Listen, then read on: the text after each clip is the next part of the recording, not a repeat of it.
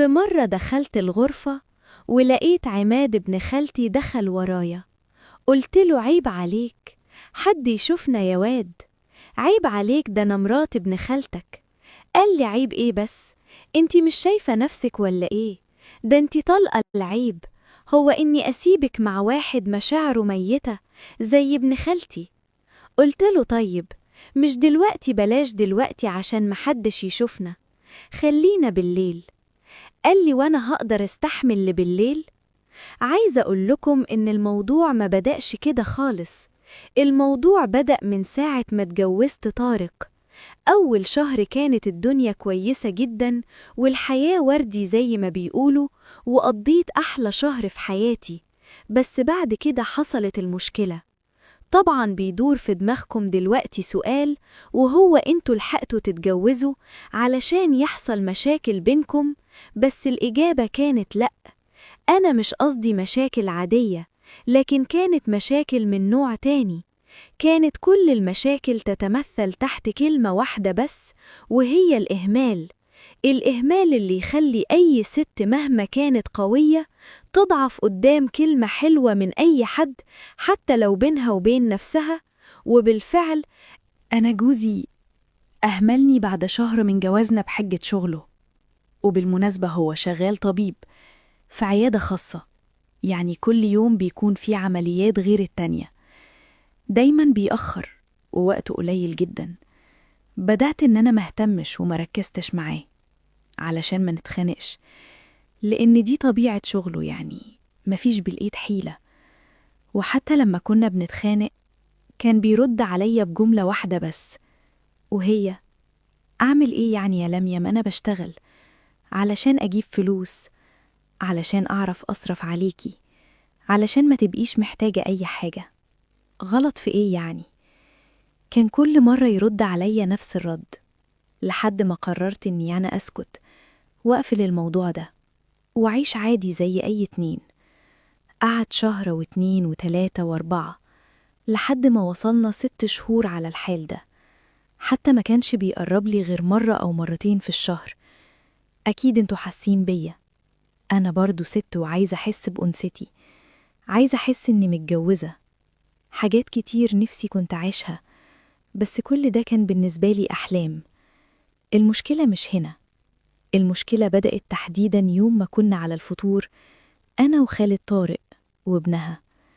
كنت دايماً متعودة ناكل سوا بدل ما أكون يعني لوحدي، لأن طارق كان ساعتها في العيادة.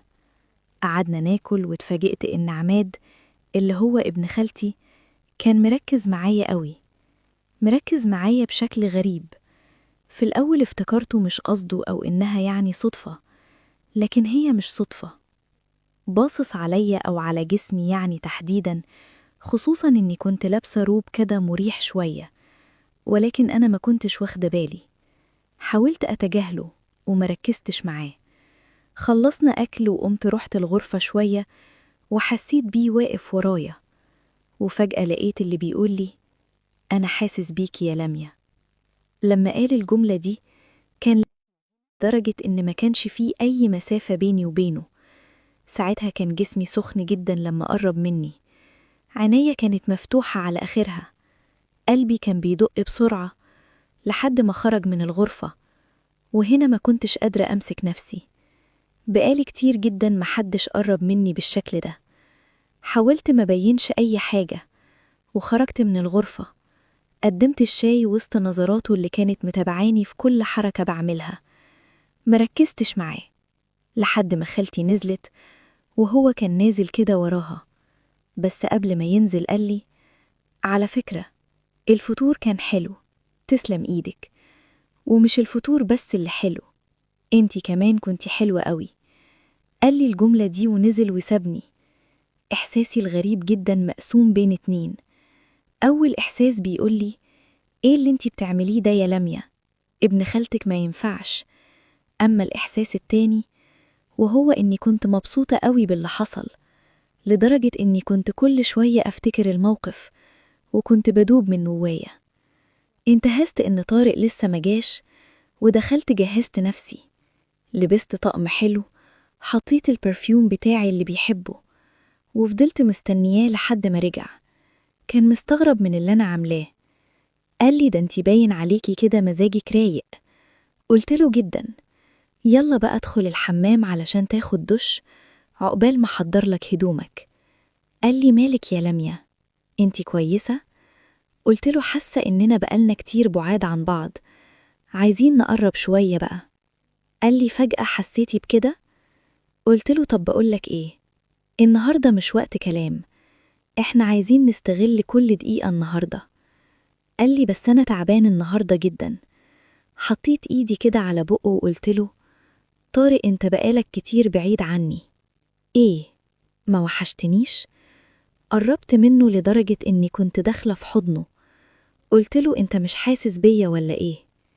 قال لي لأ يا حبيبتي طبعا حاسس بيكي. قلت له خلاص، يبقى ادخل خد الحمام وتخرج بسرعة، ما تتأخرش. دخل الحمام وأنا حضرت له هدومه، وتقريبا بعد ربع ساعة كده خرج ولبس هدومه وجي يقعد قدامي على السفرة. قال لي لأ بس باين عليكي كده إنك مبسوطة قوي النهاردة. قلت له طول ما أنا معاك لازم أكون مبسوطة.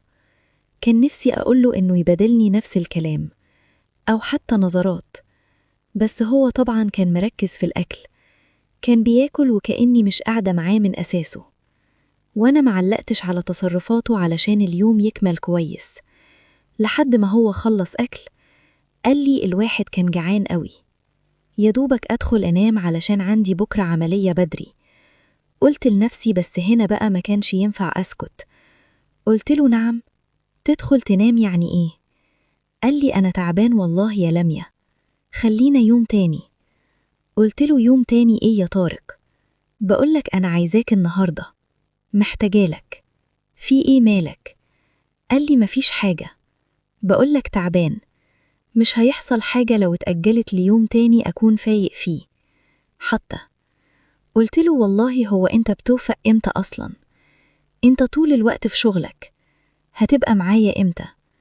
قال لي أنت تاني هنتكلم في الموضوع ده؟ أنت ما بتزهقيش؟ قلت له طارق أنت بقالك قد إيه ما لمستنيش؟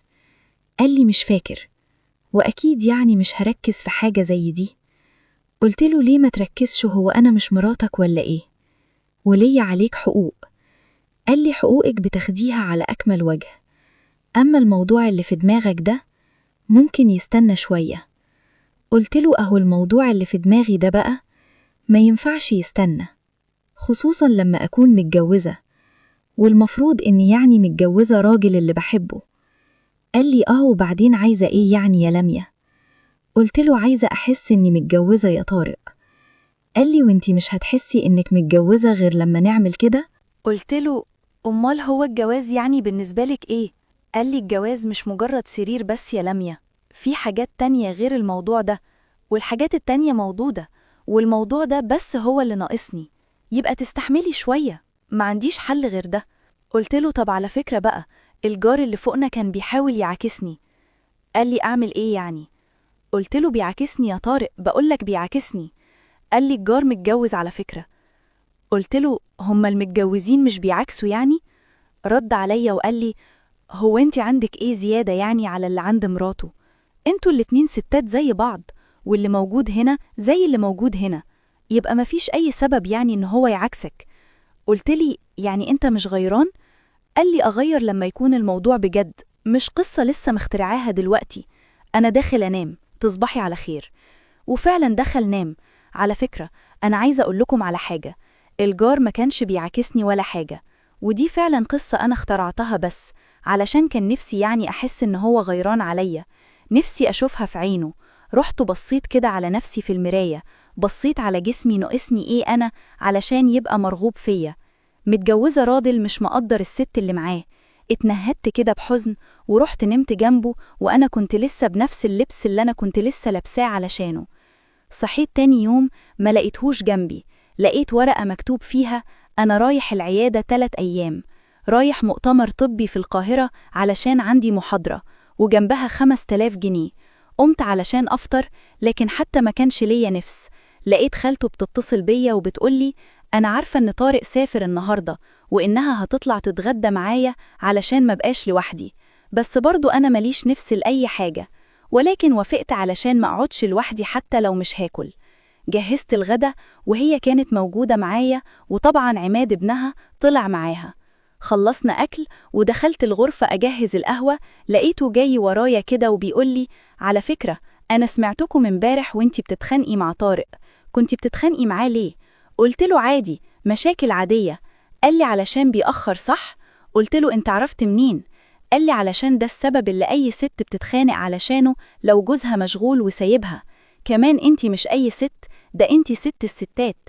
ابتسمت كده. قال لي هو الخسران والله، هو في حد عاقل يسيب الجمال ده كله ويمشي؟ وقلت له روح قول لابن خالتك. قال لي ده عيل حمار مش مقدر النعمة اللي هو فيها. عليا النعمة انت لو مراتي ما هتحرك من البيت. لا بيت ايه، عليا النعمة ما هتحرك من السرير. قلت له ما تبطل قلة أدب بقى يا واد. قلت له يا ريت طارق كان كده. قال لي وهو أنا وطارق ايه، احنا واحد. قلت له بس يا واد عيب كده، يلا امشي بره علشان أمك ما تاخدش بالها. كلامه كان بيخليني بموت من جوايا. رجع تاني صحيني بعد الليلة الغم اللي قضيتها امبارح. خرجت بره، قدمت القهوة، قعدت قدامه وهو حرفيا كان بياكلني بعينيه، باصص على كل حتة فيا، لحد ما خالته قامت ونزلت وهو قرب من ودني كده وقال لي هرجع لك تاني. قلبي ساعتها دق بسرعة جدا. دخلت بسرعة لبست قميص اللي كنت لبسته امبارح، ولبست عليه روب كان قصير شوية. وبعد ساعتين كده بالظبط الباب خبط، فتحت له، وقفت قدامه. أول ما شافني كده اتفاجئ باللي أنا لابساه، مش مصدق نفسه من المنظر اللي قدامه. قلت له بدلع كده: عايز ايه يا واد؟ قال لي عايزة نور الرضا يا ست الستات. قلت له طيب مش هتدخل الأول بدل ما حد يشوفك كده وانت بتنون الرضا؟ مجرد ما قفلت باب الشقة قرب عليا لدرجة إني كنت ملزوقة في الحيطة. فضل يقول لي ريحتك تجنن. كان بيكمل كلامه وأنا تايهة في عالم تاني. مشي بيا لحد ما وصلنا للصالون ولسه هيكمل، وسمعت صوت الباب بيخبط. اتنفضت بسرعة من مكاني وجريت على الباب. بصيت من العين السحرية، لقيت اللي بيقول لي افتحي يا لما، أنا طارق. قلت له استنى يا طارق عشان أنا. قال لي وطي صوتك بدل ما الناس تسمعك، وبعدين يلا بسرعة علشان أنا مستعجل. قلت له ما قلتلك استنى شوية، هلبس اهو. كنت خليت بقى عماد ساعتها يدخل أوضة المكتب، وأنا جريت بسرعة جبت من أوضة النوم كده روب طويل علشان أغطي نفسي بيه، ورحت فتحت له. قال لي إيه كل ده بتلبسي؟ ويا ريتك في الآخر يعني لبستي أصلا. قلت له لو مش هقعد في البيت براحتي يعني هقعد فين؟ قال لي مش وقتي خالص على فكرة. دخل على أوضة النوم. قلت له هو أنت إيه اللي جابك بدري؟ قال لي نسيت حاجة مهمة. قلت له طيب مش هتقعد شوية؟ قال لي لا ما ينفعش يا لميا، خليها بعدين. بعد ما جهز كل حاجة لقيته دخل الحمام، ودي كانت فرصة كويسة جدا علشان عماد يخرج. شاورت له بسرعة وفعلا خرج وجري على باب الشقة. بس في اللحظة دي سمعت صوت باب الحمام بيتقفل، ده معناه إن طارق خرج. عماد جري بسرعة على السلم وأنا قفلت الباب بهدوء. لقيته جاي واقف قدامي كده. قلت له بقده هتروح؟ قال لي معلش يا لميا، بس دي ظروفي وظروف شغلي، لكن أوعدك يا حبيبتي هاخد أجازة وهعوضك عن كل ده. مشي وسابني زي كل مرة لوحدي. ممكن ألوم نفسي على اللي أنا عملته، بس أنا نفسي أعرف أنا متجوزة ليه؟ متجوزة بس علشان يصرف عليا وخلاص؟ خلاص كده ماليش حقوق تانية؟ ومش شرط يعني يكون الحق الشرعي بس، ولكن فكرة إني أكون لوحدي دي مين يتقابل بيها؟ أنا اتجوزته علشان يبقى قاعد معايا، نخرج سوا، ناكل سوا، نتكلم ونضحك مع بعض، نشارك ذكرياتنا. زمان حاجات كتير قوي كان نفسي أعملها معاه، بس فايدتها إيه بقى وهو مش معايا؟ قعدت على الكنبة وسندت ظهري كده عليها، وبعد شوية تليفوني رن. كان عماد، بس ما ردتش عليه ونمت. لما صحيت لقيت حاجة كده غريبة جدا. لقيت عماد اتصل بيا 20 مرة، 20 مرة حرفيا مش مبالغة. أما طارق ما اتصلش بيا أساسا. مسكت التليفون وبفكر أتصل بيه ولا لأ، لكن هو كان سابقني واتصل بيا. رديت. قال لي انتي كويسة؟ قلت له كويسة، في ايه؟ قال لي مفيش، بس كنت قلقان عليكي قوي لما ما ردتيش عليا.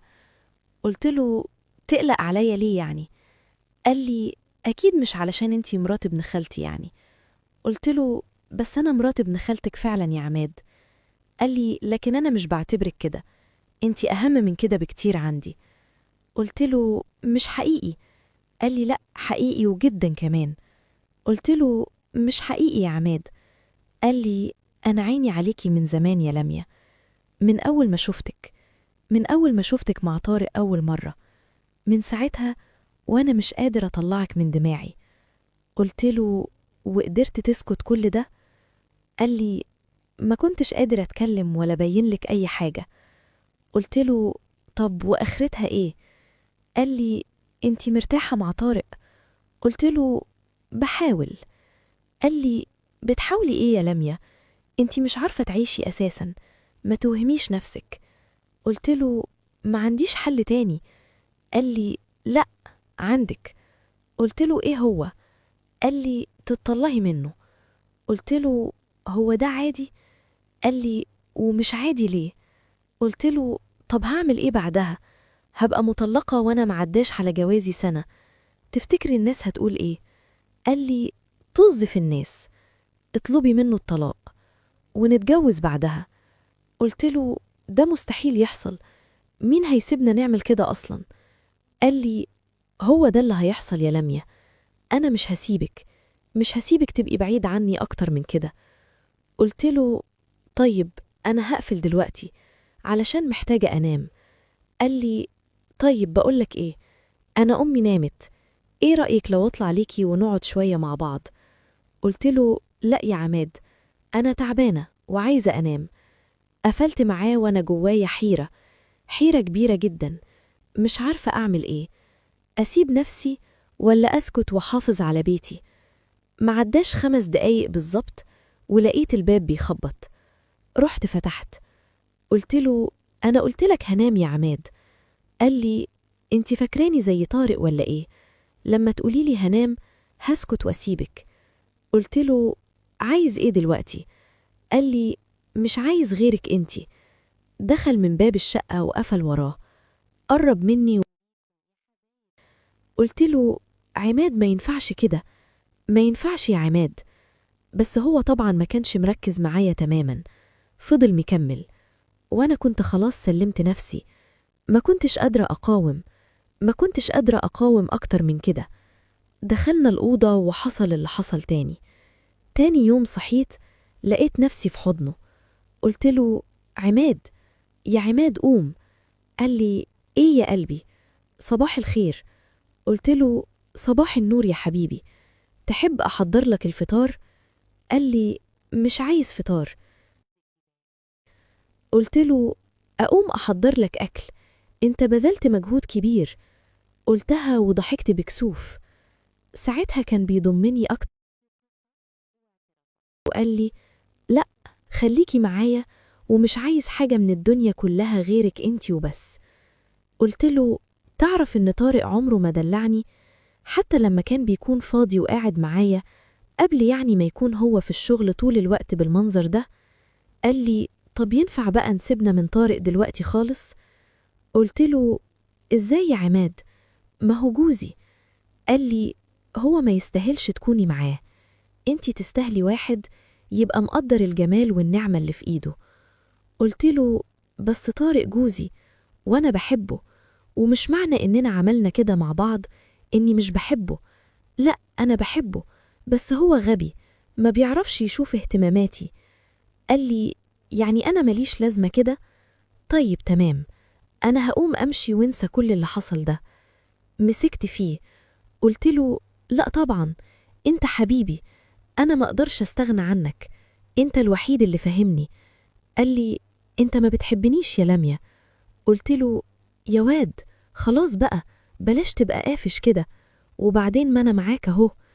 قال لي يعني لو أنتي اتطلقتي من طارق وأنا عرضت عليك الجواز هتوافقي؟ قلت له هوافق يا حبيبي، لكن طول ما متزوجة يبقى أنا بحب جوزي. قال لي طب وأنا؟ قلت له بقولك إيه، أنا هقوم أحضر لك فطار تكون أنت أخدت دش كده علشان نفطر سوا. قال لي دش إيه؟ أنا من رأيي إنك تخليكي هنا. واستمر الحال على كده لمدة يومين. كان عماد يستنى لحد ما أمه تنام ويطلع عندي ونقضي الليلة كلها مع بعض، لحد ما كنا بنتغدى مع بعض في مرة كالعادة أنا وخالته وعماد.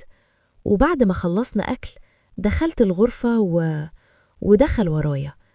قال لي: لميا، انتي ما تعرفيش السكر فين؟ قلت له: ما قدامك أهو. قال لي: لا، قصدي السكر التاني اللي تعبني ده. قلت له: يا واد بطل قلة أدب. قرب مني أكتر. قلت له: يا عناد، بس بقى يا واد، اسكت علشان محدش يشوفنا. طب استنى بس بالليل تكون أمك نامت. قال لي: مش مستحمل يا لميا. قلت له: طب استنى بالليل طيب. سمعت صوت خطوات جاية من بره. شفت طارق وهو داخل علينا مصدوم.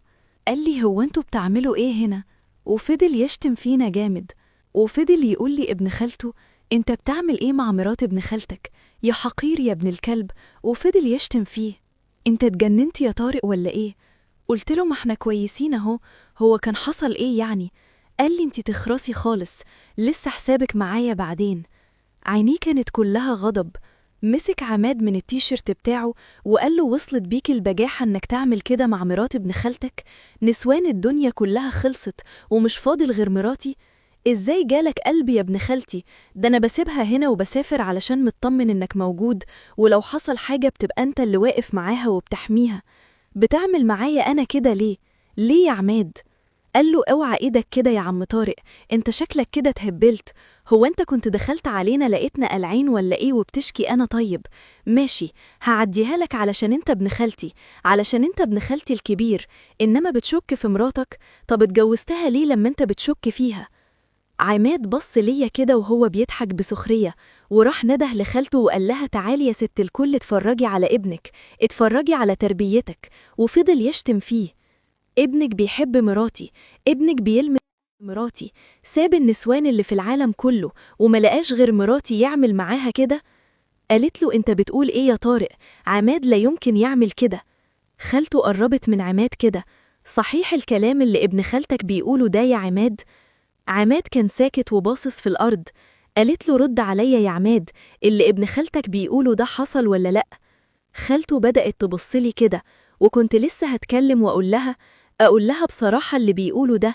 قال لي: انتي تخرسي خالص، ما اسمعش حسك لحد ما يجي دورك. وقال له: ايوه يا عماد، انت كنت بتقول اني ظلمك والكلام ده ما حصلش، بس انا سمعتك يا عماد، سمعتك وانت بتقول لها مش قادر استنى بالليل، سمعتك وانت بتقول عليا اني مشاعره ميتة علشان مش مقدر النعمة اللي معايا اللي هي مراتي يعني. انا بس عايز اعرف ليه يا عماد، ليه عملتلك انا ايه؟ هو انا كنت اذيتك قبل كده علشان تردها لي دلوقتي؟ أنا ما بعملش معاك غير كل خير. عماد، أنت دلوقتي عندك 24 سنة، عارف يعني إيه 24 سنة؟